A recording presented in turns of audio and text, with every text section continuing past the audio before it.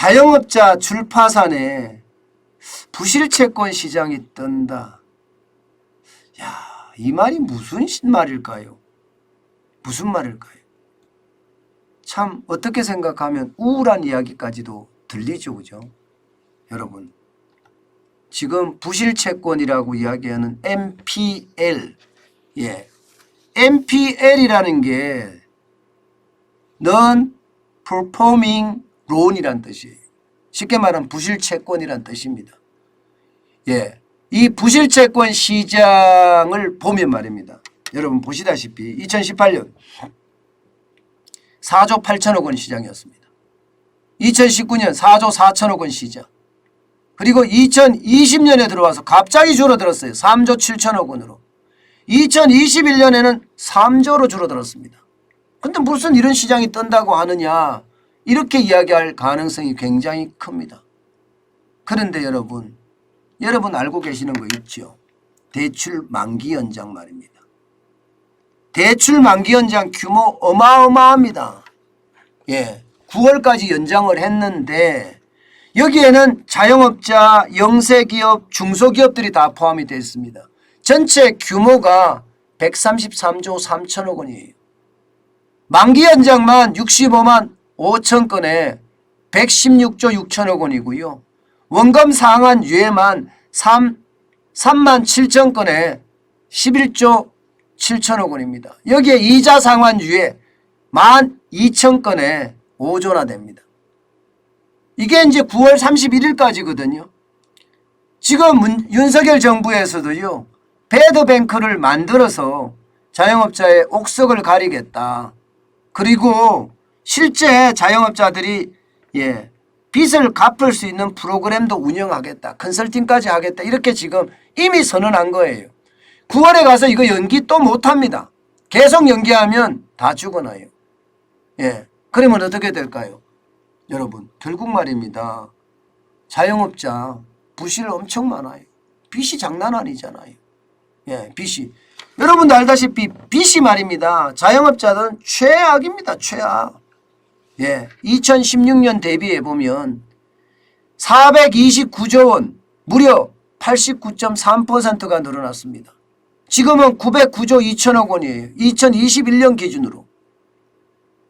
그러면 자영업자들은요, 결국은 빚내서 빚으로 버티고 있다는 이야기가 되거든요. 게다가 정부가 대출 만기 연장, 원금 상환 유예, 이자 상환 유예를 해주니까 이게 부실이 나야 되는데 부실이 안 나고 있었던 거예요. 부실이. 그렇지만 이제 올 9월까지 가면 이제 정리하기 시작할 겁니다. 그렇게 되면 여러분, 부실은 어떻게 될까요? 부실채권은 더 늘어나겠죠. 아마 부실채권이 굉장히 많이 늘어날 가능성이 큽니다. 2021년에 3조라고 하지만 지금 2022년에는요, 이게 배 이상이 올라가지 않을까, 그런 예측까지 합니다. 그러다 보니까 말입니다, 부실채권 시장에 너도 나도 지금 진출하고 있습니다. 우리금융만 하더라도요, NPL 자회사를 이미 만들어서요, 시장에 진입을 하고 있고요. 하나금융그룹도 지금 NPL 회사를 만들어서 시장에 진입 중입니다. 그만큼 말입니다, 올해 부실채권들이 굉장히 많이 생긴다는 뜻이에요. 여러분, 이게 우리에게는 어마어마한 위기입니다. 사실 부실채권이라는 게 그렇잖아요. 은행에서 주택을 담보로 대출을 받았던가, 주유소를 담보로 대출을 받았던가, 공장을 담보로 대출을 받았던가, 가게를 담보로 대출을 받았던가, 이런 사람들이 있을 거 아니에요. 이런 사람들의 어떤 그 자산을 이제 정리해가는 단계다, 이런 얘기입니다. 참 안타깝죠. 진짜 안타깝지만 그런 일이 벌어질 거라는 거예요. 그런데 더 심각한 것은요, 여러분도 알다시피 이자 올라가고 있습니다. 이자 폭탄이라고 이야기해요. 이자 폭탄이라고. 이렇게 되면 여러분, 자영업자나 소상공인은 당연하고요. 중소기업이나 중견기업까지도 타격을 받을 수 있다는 이야기예요. 중견기업까지도. 대출 만기 연장 이제 쉽게 말하면 소환을 한다는 거예요. 소환을. 그리고 정리를 한다는 거예요. 지금 보시다시피 주택담보대출 고정금리는 6.38%나 올라갔는데 여기에 0.23%, 0.25% 올라간 금리와 가상금리를 곱하면 적어도 말입니다. 적어도 여러분 이게 굉장히 커질 거예요. 7%, 8%까지도 갈 거예요. 그러면 7%, 8% 이겨낼 수 있을까요? 쉽지 않다는 이야기가 됩니다. 쉽지 않다는 이야기. 중견기업까지 갈 수 있다는 이야기도 바로 이런 이야기예요. 중견기업의 대출도 어마무시하거든요. 그만큼 말입니다. 최악의 상황이 된다는 거예요. 왜냐하면 여러분 자영업자도 자영업자고 소상공인도 소상공인이지만 중소기업이나 중견기업으로 가면 여러분 보세요. 이자도 못 내는 한계 기업들이 굉장히 많습니다. 2020년 기준입니다. 2020년 기준. 예. 저기 외부 감사 의무 기업이 2688개입니다.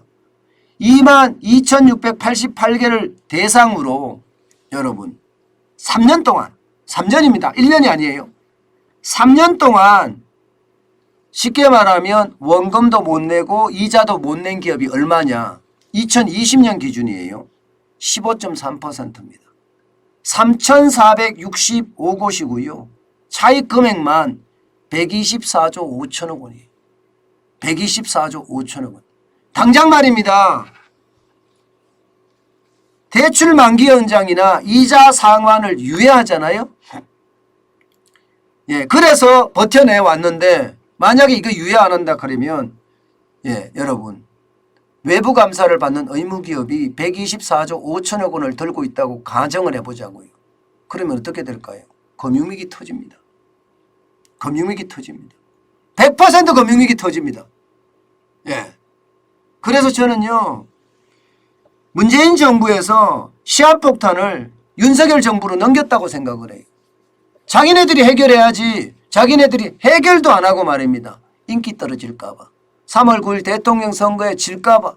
그래서 계속 연장을 했는데 예, 결국 말입니다. 저게 터지면 저는 감당하지 못할 거라고 봅니다. 여러분들에게 제가 계속 이야기를 했지만 윤석열 정부가 더 어렵다 하는 이야기 바로 이런 것 때문이에요. 바로 이런 것 때문에. 이게 여러분 3년 동안 예, 원금이나 이자를 못 갚은 기업이 15.3%잖아요. 이것을 1년으로 줄이잖아요. 1년으로. 예를 들어서 2021년 1년으로 줄이면요. 중소기업은 50%가 넘고요. 예, 대기업은 23%가 넘습니다. 중소기업과 대기업에 나누는 차이점은 300명 종업원 수가 300명 미만이냐 300명 이상이냐에 따라서 중소기업 대기업으로 나뉘는데 예, 300명 미만에서는요. 이게 50%가 넘게 나타난다니까요. 이러면 여러분 기업들 입장에서는 최악의 상황을 맞을 수밖에 없습니다. 최악의 상황을. 저는 이것이 결국은 말입니다. 우리 기업에게는 큰 아킬레스건이고 그게 우리 경제에도 큰 아킬레스건으로 발전할 수밖에 없다고 봅니다. 참 예, 부실채권 시장이 뜬다. NPL 시장이 뜬다. 이거는 참 어떻게 생각하면 굉장히 눈물 나는 마음 아픈 그런 사실이에요. 그렇지만 여러분 중요한 것은요. NPL에 관심을 가지고 사람들이 많이 움직여요. 많이 움직여요. 이게 중요합니다. 예, 이게 은행이나 예, 아니면 저축은행이나 1금융권, 2금융권이 잡은 담보물들 이것이 결국은 NPL 자산이거든요. 예, 그 담보물이 집도 있고 공장도 있고 주유소도 있고 있을 거 아니에요. 그러면 이 집이나 주유소나 공장을 내가 매입을 해서 예, 이거를 뭔가 한 단계 더 발전시켜 나가는 것 굉장히 좋은 일이라고 생각을 합니다. 예. 남의 불행이 나의 행복이라는 이야기가 되는 건데 참 안타깝지만 말입니다. 안타깝지만 NPL도 지금 사업이 되겠다. 예. 그리고 많은 사람들이 대기업까지도 지금 은행들이 다 들어오고 있는 상태니까요. 예. 좋은 사업거리가 되겠구나. 이런 생각 저는 해봅니다. 예. 정관전 TV는 여러분들에게 늘 말씀드리지만 예. 이익을 내는 거 있잖아요. 우리가 부자가 되는 거, 기회를 잡는 거. 그런 걸 제가 여러분들에게 말씀을 드리는데 자영업자분이나 소상공인분이나 중소기업 사장님들에게는 안타까운 이야기이긴 하지만 예. 여기에는 사업의 기회가 있다. 이런 말씀 다시 드립니다. 사실 요즘 원자재 가격이 워낙 올라서 말입니다. 예. 공장 안 지으려고 해요. 그냥 있는 공장 살려고 합니다. 예. 그래서 그런지 말입니다. 공장 경매 시장도 굉장히 활성화가 되어 있거든요. 쉽게 말하면 NPL 시장이 점점 뜬다는 이야기예요. 주택시장도 마찬가지고요. 그래서 여러분들도 NPL에 대한 공부도 해보고요. NPL 시장에 대한 어떤 탐색도 해보는 것 굉장히 중요하지 않을까. 예, 저는 오늘 또 한 번 생각해 봅니다.